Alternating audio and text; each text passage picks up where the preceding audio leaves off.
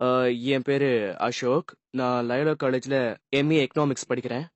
அ, என்னுடைய கேள்வி என்னன்னா, நாம இருக்கிற இந்த கடினமான ஒரு உலகத்துல, அதாவது அமைதியற்ற உலகத்துல, நாம அமைதி வேணும்னு நினைக்கிறோம். ஒரு இடத்துல இருக்கிற அமைதியோ, இல்ல மத ரீதியான அமைதியோ தேவைப்படுது. நமக்கு அமைதி தேவை, மனிதாபிமானம் தேவை. அதோடு வெளிநாடுகள்ல இருந்து நிறைய பேரும் வந்திருக்காங்க. அதாவது நம்மள சுத்தி இருக்கிற நிறைய பிரச்சனைகளுக்கு இந்த மதம் தான் காரணமா?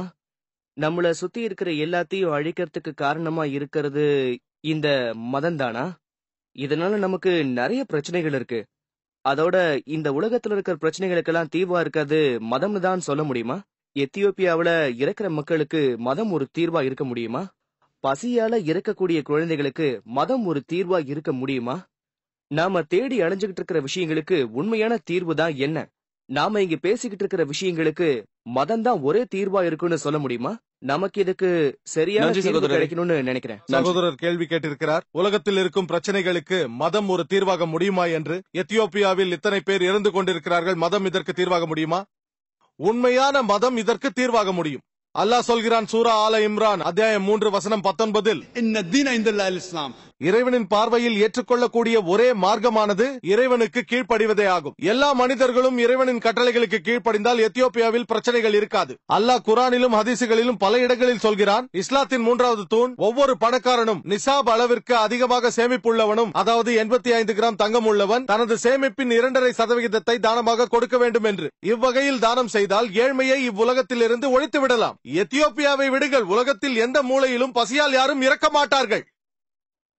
உங்களுக்கு தெரியுமா, உலகத்தின் 3 பெரிய செல்வந்தர்கள், அவர்களின் சொத்து கணக்கு இந்த உலகத்தில் இருக்கும் 48 ஏழை நாடுகளின் செல்வத்தை விட அதிகம். வெறும் 3 செல்வந்தர்கள். இவர்கள் எல்லோரும் ஜக்காத் கொடுத்தால் மனித இனத்தின் பிரச்சனைகளை தீர்த்து விடலாம்.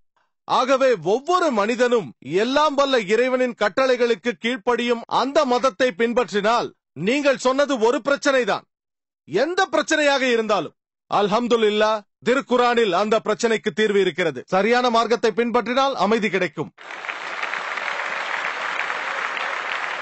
சகோதரிகள் பகுதியிலிருந்து கேள்வி கேட்கலாம். என் முஸ்லிம் அல்லாத அல்லாத தோழியின் சார்பாக இந்த கேள்வியை கேட்க விரும்புகிறேன். அஸ்ஸலாமு அலைக்கும்.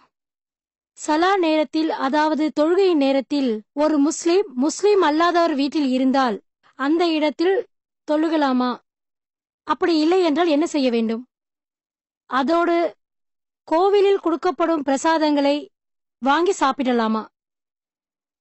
சகோதரி கேட்ட முதல் கேள்வி, முஸ்லிம் அல்லாதவர்கள் வீட்டில் முஸ்லிம் தொழுகை செய்யலாமா என்று கேட்டிருக்கிறார். அந்த வீட்டில் எந்த பிரச்சனையும் இல்லை என்றால், உங்கள் முன்பாக சிலை எதுவும் இல்லை என்றால், இடம் சுத்தமாக இருந்தால் நீங்கள் உலகத்தின் எந்த மூலையிலும் தொழுகை செய்யலாம். நபிகள் நாயகம் அவர்கள் சொல்லியிருக்கிறார், சஹி புகாரி பாகம் 1 சலா என்ற பாடத்தில், நம்பிக்கை உள்ளவர்களுக்கு இந்த உலகமே தொழுவதற்கேற்ற இடம் என்று.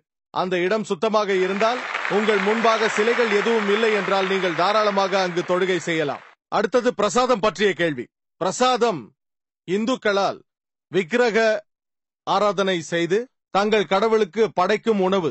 அல்லாஹ் திருக்குரானில் 4ற்கும் குறைவில்லாத இடங்களில் சொல்கிறான். சூரா பக்ரா அத்தியாயம் 2 வசனம் 173, சூரா மாய்தா அத்தியாயம் 5 வசனம் 3, சூரா ஆனாம் அத்தியாயம் 6 வசனம் 145, மேலும் சூரா நஹல் அத்தியாயம் 16 வசனம் 115. حرمت عليكم الميتة والدم ولحم الخنزير وما أهل لغير الله به. செத்த பிராணிகள், ரத்தம், பன்றி இறைச்சி, அல்லாஹ் அல்லாத பெயரில் படைக்கப்பட்ட உணவுகள் அனைத்தும் உங்களுக்கு தடுக்கப்பட்டவை என்று.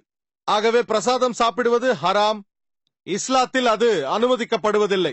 ஆனால் அநேக முஸ்லிம்கள் முஸ்லிம் அல்லாதவர்களின் மனதை புண்படுத்தவோ காயப்படுத்தவோ விரும்புவதில்லை. ஆகவே என்ன செய்வது? சில முஸ்லிம்கள் பிஸ்மில்லா என்று சொல்லிவிட்டு சாப்பிடுகிறார்கள். நாளை பிஸ்மில்லா என்று சொல்லிவிட்டு மது அருந்துவீர்கள், பன்றிக்கறி சாப்பிடுவீர்கள். அல்லாஹ் அல்லாது வேறு எந்த பெயரில் படைக்கப்பட்ட உணவாக இருந்தாலும் அதை உண்ண இஸ்லாத்தில் அனுமதி இல்லை. இந்த நிலைமையை சமாளிப்பது குறித்து தாவா ஆர் டிஸ்ட்ரக்ஷன் என்ற என்னுடைய வீடியோ கேசட்டை பார்க்கலாம். அதில் முஸ்லிம் அல்லாதவர்களுக்கு பிரசாதத்தை குறித்து எப்படி புரிய வைப்பது, மேலும் அவர்களது வேதங்கள் மூலமாகவே உண்மையான கோட்பாட்டை எப்படி தெரிய வைப்பது என்பதை சொல்லியிருக்கிறேன். பின்னால் இருப்பவர் கேள்வியை கேட்கலாம். எனக்கு ஒரு விஷயம் தெளிவுபடுத்துங்க. இதெல்லாம் இறைவனுடைய சோதனையா? இது எல்லாமே இறைவனுடைய சோதனை தானா?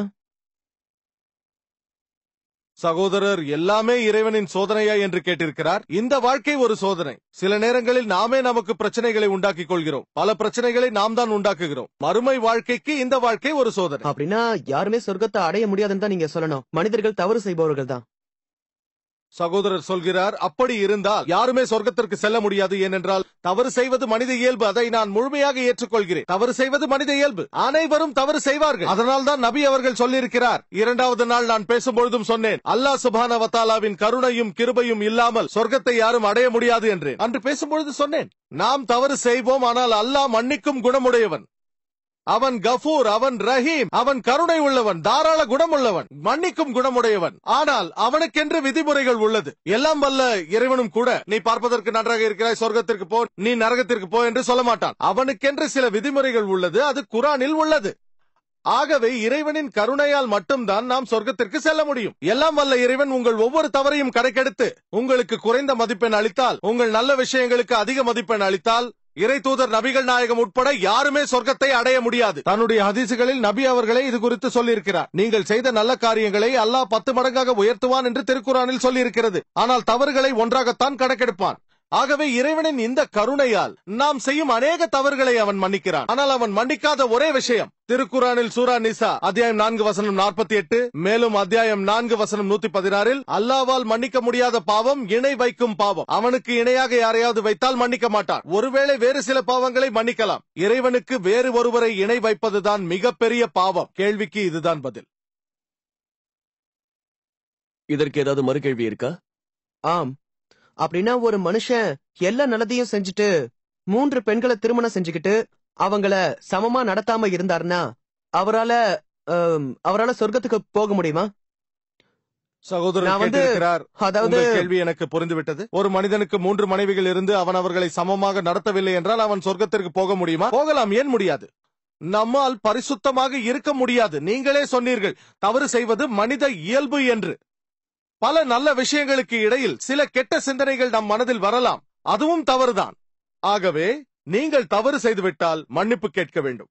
தனது 3 மனைவிகளையும் சமமாக நடத்தாத ஒருவன் மன்னிப்பு கேட்டால் ஒருவேளை அல்லாஹ் மன்னிக்கலாம். அவனை சொர்க்கத்துக்கும் அனுப்பலாம். அவன் நிறைய நல்ல காரியங்கள் செய்திருக்கலாம். அல்லாஹ் இதை மன்னிக்கலாம். இவை அனைத்தும் இறுதி தீர்ப்பு நாளின் எஜமானான அல்லாஹ் சுப்ஹானஹு வ தஆலாவின் கையில் தான் இருக்கிறது. மனைவிகளை சமமாக நடத்த வேண்டும். நடத்தவில்லை என்றால் அவன் சொர்க்கத்திற்கும் செல்லலாம், செல்லாமலும் இருக்கலாம். அவனது முழு வாழ்க்கையையும் கணித்து அல்லாஹ் அவனுக்கு தீர்ப்பு வழங்குவான். அவன் செல்லலாம், செல்லாமலும் இருக்கலாம். அவன் மன்னிப்பு கேட்டால் ஒருவேளை அல்லாஹ் மன்னிக்கலாம். கேள்விக்கு இதுதான் பதில்.